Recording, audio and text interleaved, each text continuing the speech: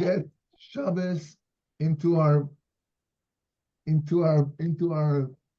blood, into our soul, God willing. It's very cold in Tzfat now. Winter started, and the fog, the clouds are surrounding the mountains of the city. You can see the lights, the street lights are like glittering through the fog, and the mountains of the Galilee, the mountains of Meron, and the slopes of the tzaddikim, the graves of tzaddikim, just down below the mountain slopes of Tzfat. And when it's like close to sunset, it's the most unusual and beautiful scenery that you can ever imagine. There are many nice sceneries in the world, right? Switzerland and the Alps and here and there. The world is a beautiful world. Hashem has given us an amazing world to live in, with beautiful sceneries and mountains and oceans and water and waterfalls. Yeah, it's all beautiful. But then, okay, so it's beautiful. So what? So if you've seen a beautiful place, you're inspired. You take pictures. It inspires you for a certain amount of time. But what? But then, when the kedusha is coming in, the holiness of the Holy Land, of the Eretz that we all long for, the land of Israel, the Eretz that the eyes of God are targeting, are always looking at. There's a pasuk in the Bible, in the prophet. The prophet describes the land of Israel as the land that the eyes of Hashem, your Lord, your God, are always inspecting, always looking at, from the beginning of the year to the end of the year. So, as we know that every it is brought in Kabbalistic teachings in the Zohar that the Holy Zohar describes the hidden parts of, the hidden parts of reality, the unrevealed sections of life. And the Zohar writes down that every country in the world is being like supervised or supported or inspected by one of the 70 angels, one of the 70 kind of rulers, emperors, spiritual, supernatural emperors, who are in charge of taking care of the world, looking at like inspecting the world. So every nation has that inspector. But the land of Israel is only guided, inspected, and guarded by Hashem Himself. So, and the eyes of Hashem are inspecting the land from the beginning of the year to the end of the year. So we have, and on number three, so it's a beautiful scenario, and it's a holy land. It is ours. Eretz Israel is ours. The land of Israel is a promise, was granted to us by Hashem, as a promise to Avram Avinu, way before the coming to the land in the times of Moshe Rabbeinu. Anyway, so just can you imagine all these things together combined during Shabbos, when the world ascends? The world on Shabbat ascends one step, ascends one layer upper. What's the secret of Kedusha? secret of holiness. Every Yom Tov, and even on Rosh Chodesh, we are having a certain kedusha coming down to the world, and the world is changing because Yom Tov came along, or Rosh Chodesh is have an additional in spirituality. So the world feels better. The world feels holier because kedusha is coming down to the world from the heavens. On Shabbos, something different happens. On Shabbos, the whole creation ascends higher, one step higher, one layer higher. That causes a cut, a disconnection between this earthly world to all to the sphere of the Malchut, to the lower sphere, which means that the sphere of Malchus has no attachment to that physical world anymore. It's one layer up, one layer higher, and then there's no grasp for the evil forces to bother the sphere of the Malchus. So therefore, Shabbos is all. Therefore, this is why Shabbos is so unique. It is special, and it's coming every week like a clock. It's an order in creation. 6 days, boom, Shabbos. 6 days, boom, Shabbos. There's not going to be a day with a week without Shabbos.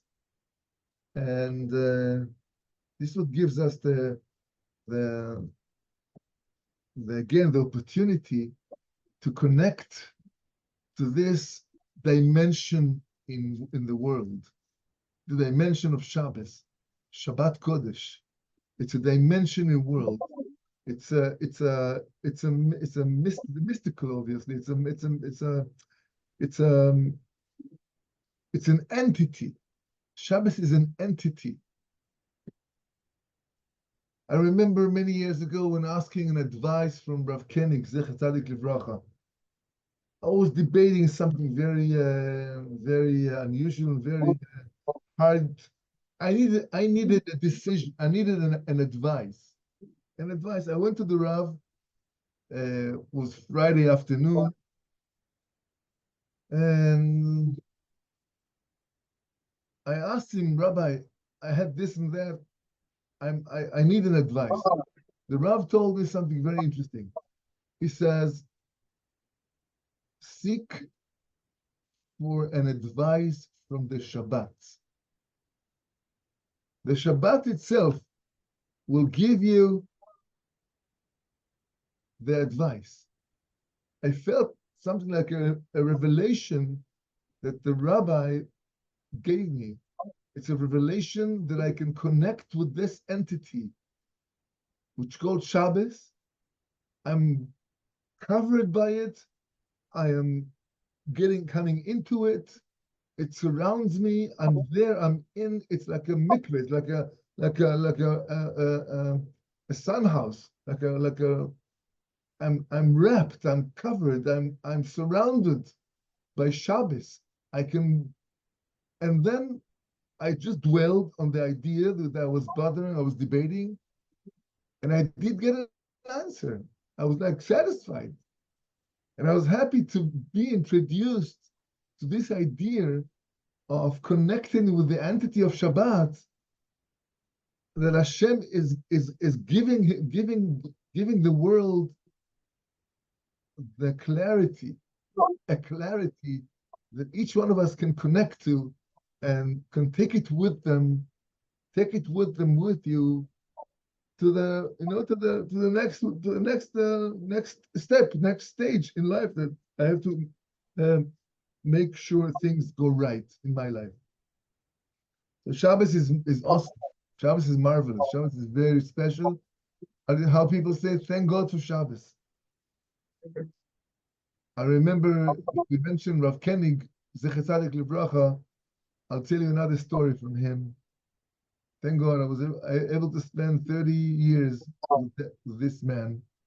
Really gave a lot of his inspiration to me, a lot of kedusha that I was exposed to in being next to him in his presence.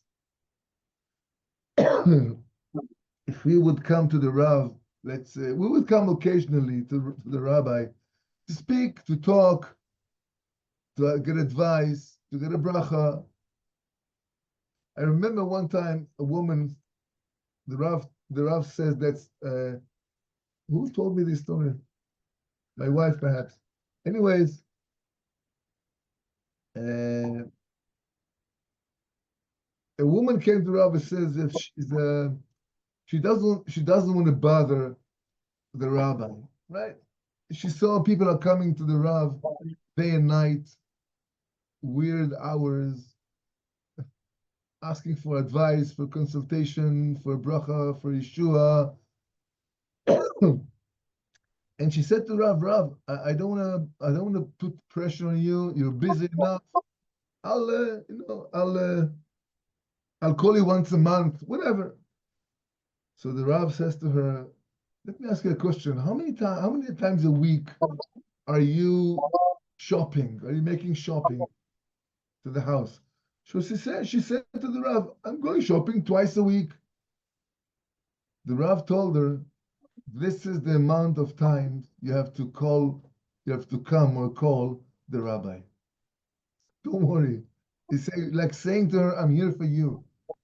You can just pick up the phone and call me. You can knock on my door. I'm available. I can help. I can assist. Whatever I can, I'll do. If I have the answer, fine. If not, I'll later on I'll get you the answer. Whatever it is.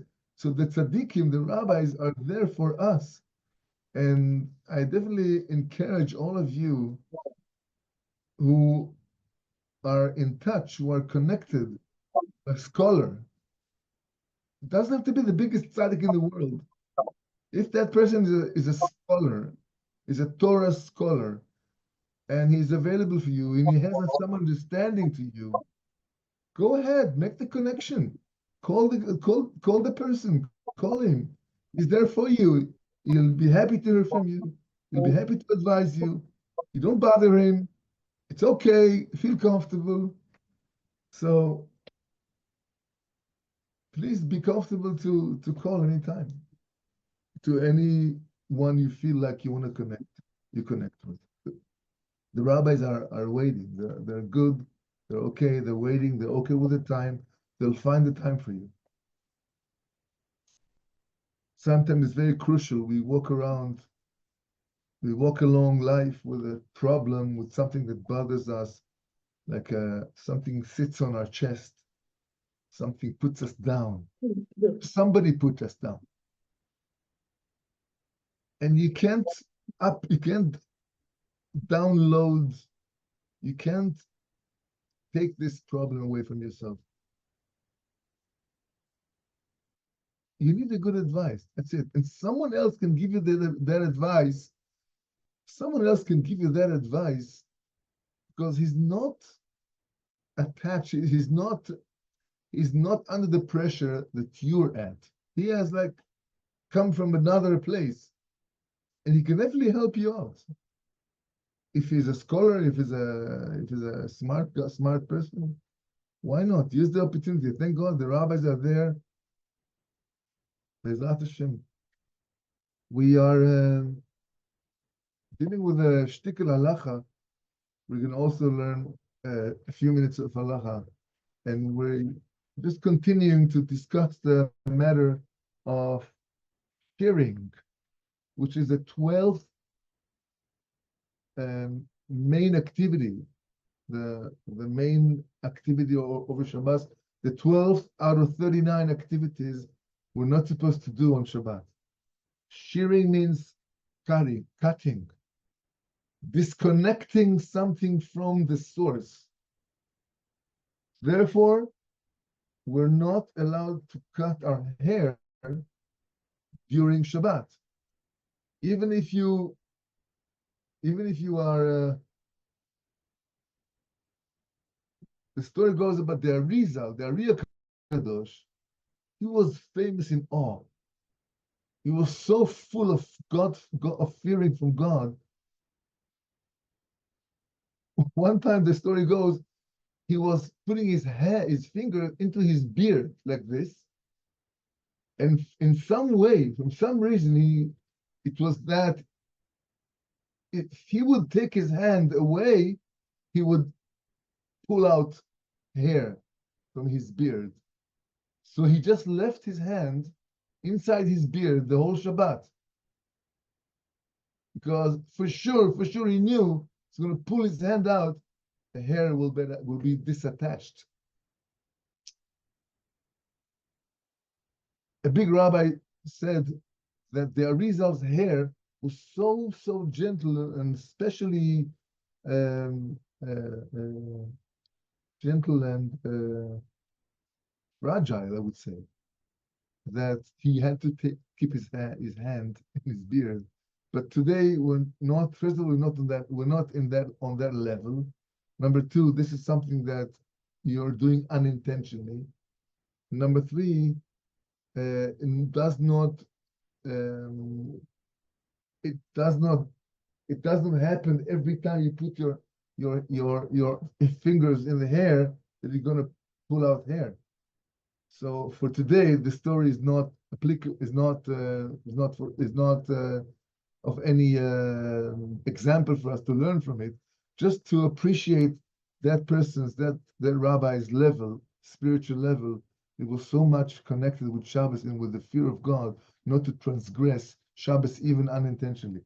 So we're not making any haircut, and we don't pull out hair, not from the body, and even if we're doing it with our hands, without scissors or other vessel, other kli, other combing our hair, many times would cause, using a comb or a brush would cause to disattach hair from our head.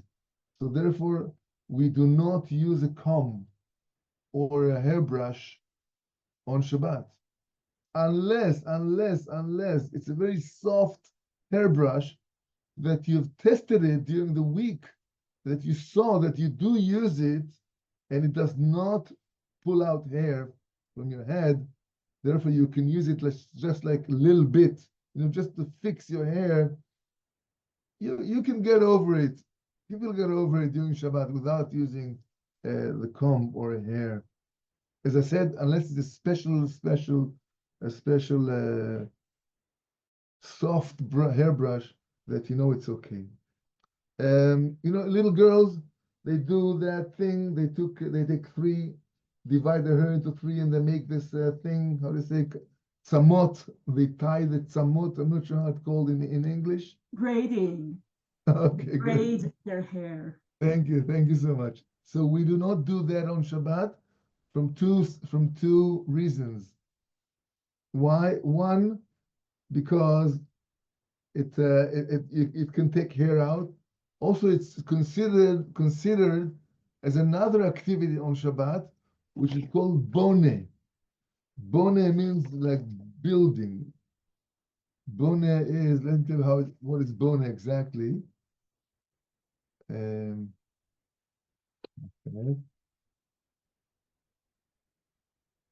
Yeah, bone is building. Yeah, simply you build a new fracture through doing that activity. So we don't do that. And we don't untie that special designing in our hair. Some people take their hair and split, they make a nice hair dressing of a shvil, of like dividing the hair into two. That also can cause disattaching a hair. It's called making a part. You're the great. You're holy. You're great. You're the greatest. Thank you so much. Also, on Shabbat, only with your fingers very gently, not with a comb or a brush.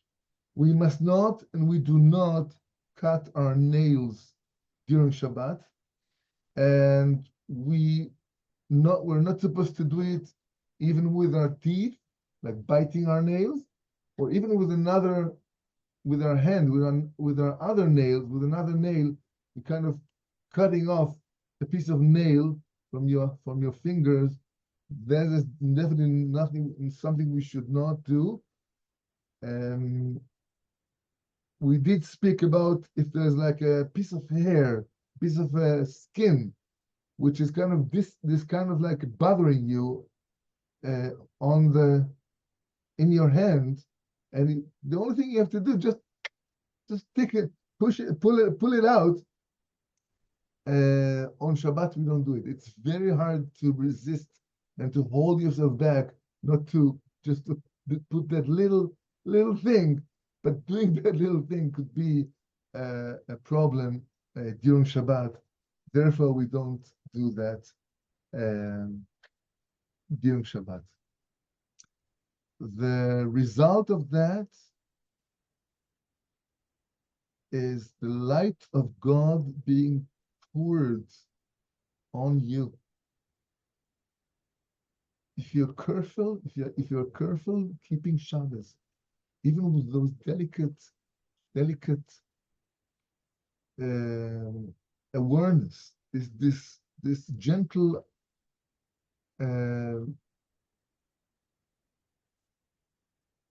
respect, and thank God we're learning what to do.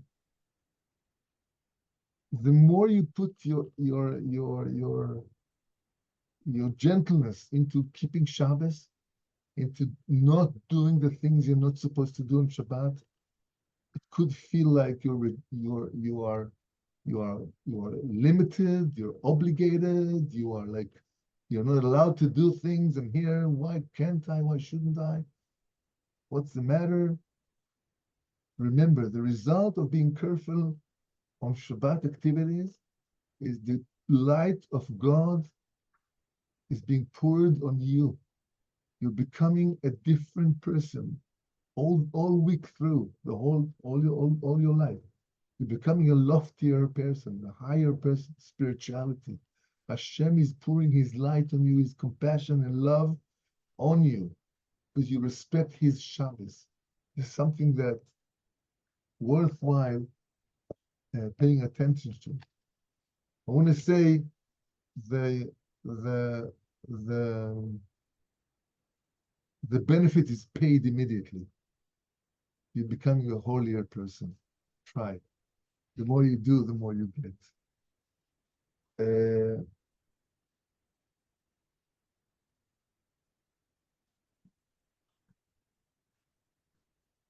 The only thing is that if a certain part of our nail has been already, let's say we woke up on Shabbos morning and there's a piece of nail just hanging in there.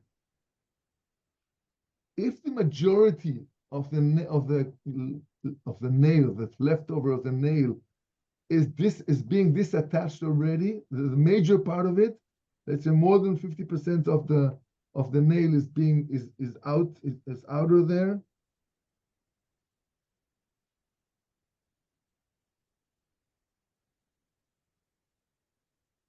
You're also not supposed to pull it out.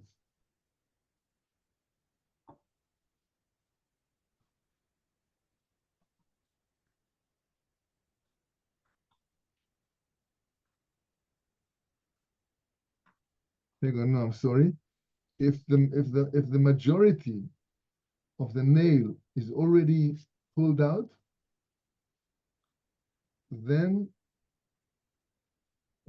you can continue and just pull it out if it bothers you. If it bothers you, if it like make you sorry, if it doesn't, if it makes you nervous, if it's like you just can't keep it on. So not, but only with your hand or with your teeth, but not in any scissors or any other utensil. Make sure that no blood is being it will come out of that pulling out your fingernail. Okay, we're here again.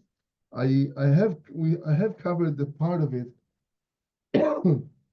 but to be honest with you, we're just learning on the pick of the fork. We're not really getting into learning.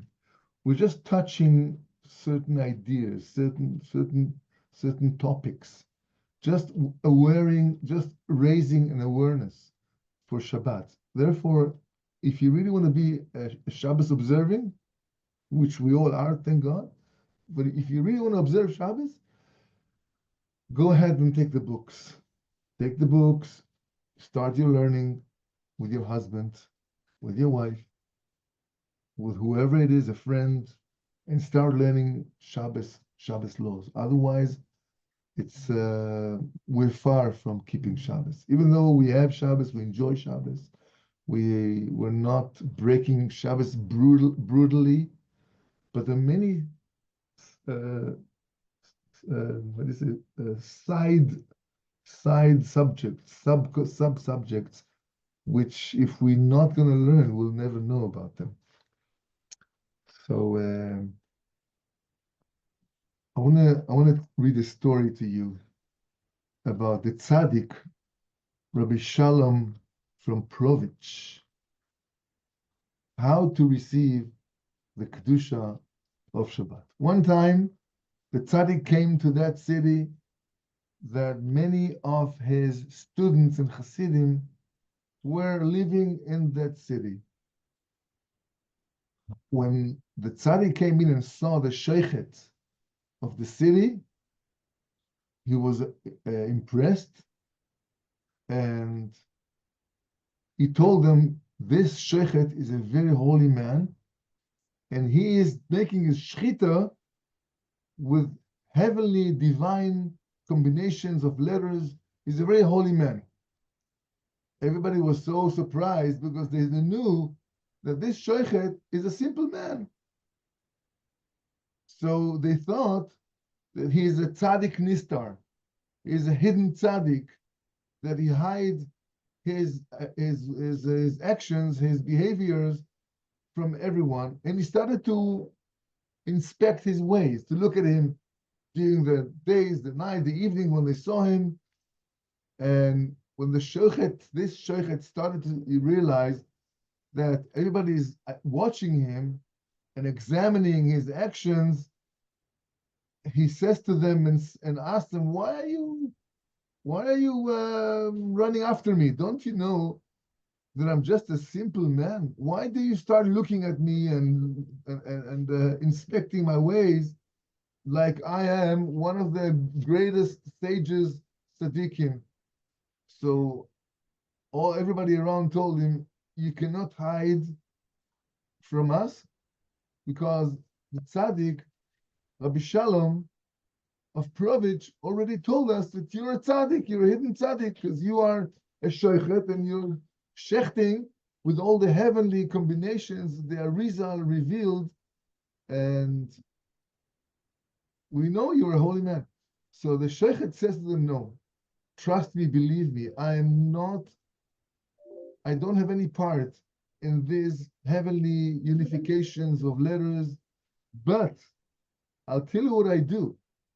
I tell you with what intention I'm shechting the animals. When I'm coming to do the actual shechting, I'm looking and I'm inspecting my ways, and I'm making a cheshbon nefesh.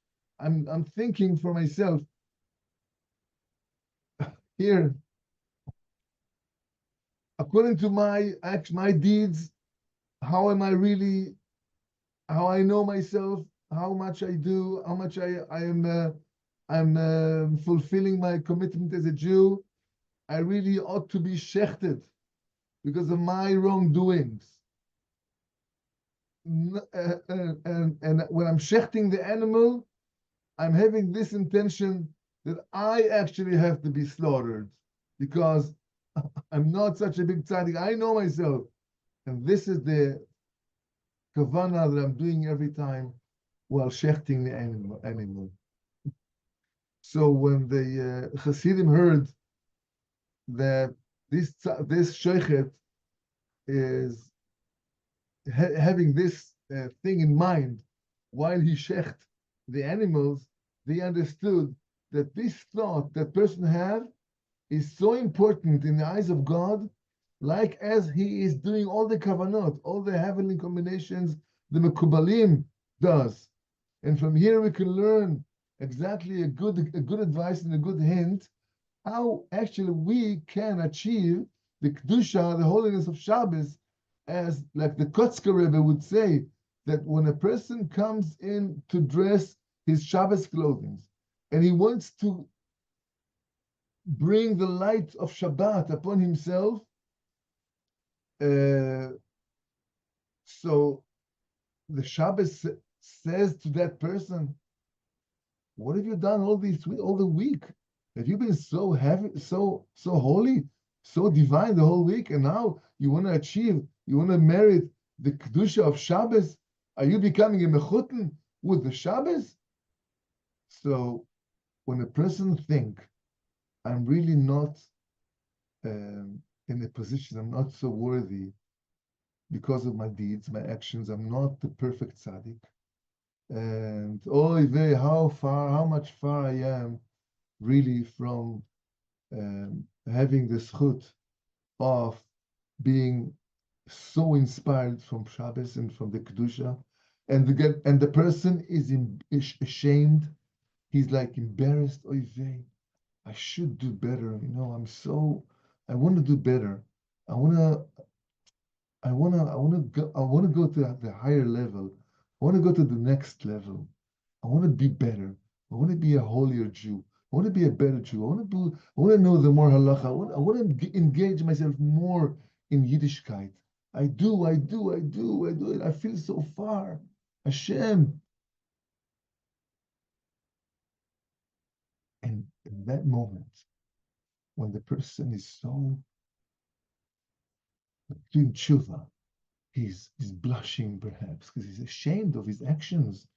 Perhaps he's like embarrassed in front of God. How could I do that in front of you? No, I'm not so perfect. I want to be better, but I know where I am, and you know where I am. I'd love to do better, but I can't. I'm in the middle of the downtown. I'm busy with foreign customers. I'm so physical. So full of gashmius. But I want to be better. I want to be better. Then what happens then? The Shabbos comes and wrap that person and surround him, that person, with awe and with his embarrassment. And the Shabbos take that person and bring it, like schlep the person from this world right into her domain, the domain of Shabbat. And she is like wrapping him with mercy and love, and she bring that person closer to her, to the Shabbat. And because of that feeling that he's so far and he wants to get closer, and he's so embarrassed from the light of Shabbat, he is zoche to receive the kedusha of Shabbos, the queen. And the tzaddikim actually was recommending the tzaddikim revealed to us that when we sing the Zmiras Shabbos, right, Friday night Shabbos, we're all sitting around the table and we eat the best food, we have the best company, we become the best people, and we sing the songs of Shabbat to Hashem. It's very important to be involved with Shabbos, with Zmiris. Shabbos, in the benches, the benches are full of there's a Seder, there's an order for Shabbos night, an order for Shabbos day. And we have to follow and try to learn the Nigunim, the Zmiris Shabbos, so we can sing to Hashem. And this is one of the departments of loving God, is to sing to Him. And there's one beautiful poem, wonderful Zmir Shabbos. It's called Ya Echsof Noam Shabbat. Ya Echsof Noam Shabbos. Aya, aya, aya, המאסמס ומסחדת בקדוש סגולתך ושוכנו ימיר עשיך איי איי איי איי על המבקשי רצונך קדשם בקדושת השבת ay, ay, ay, mamay, ay, ay, ay, ay, ay. סך להם לא ים ורצון, לפתוח שערי רצונך. ay, אחסון, לא ים שבוס, המסמס, ומסחבס, ay, ay, ay. בסגולותיך. וישבוס, ויאמר נשמות, וישבי נגע רוחוס, וידן הנפשות, ויסענק, וסענו, גימי נפשי, נפשי חולה סבא, שיחה. אוי נפשי חוילס אבסיך, Shabbos Kodesh, Shabbos, oh the Queen. So this is a enigma that was composed by Rabbi Aaron of Karlin, Rabbi Aaron the Great, Rabbi Aaron Agadol, Aaron Agadol from Karlin, one of the great sages of the Hasidus. And it is just printed, it's printed in every bencher, every zmiris of Shabbat. You better get one if you don't have one. But we see that on Shabbos, there's an opportunity again to connect to the divine. And then you just roll into that divine service more, a little bit more, until you become more engaged in Kedusha, more engaged in holiness, which we all so much desire and want to get there. So I wish you good Shabbos again. And we're to have Shabbos Kodesh and to enjoy Shabbos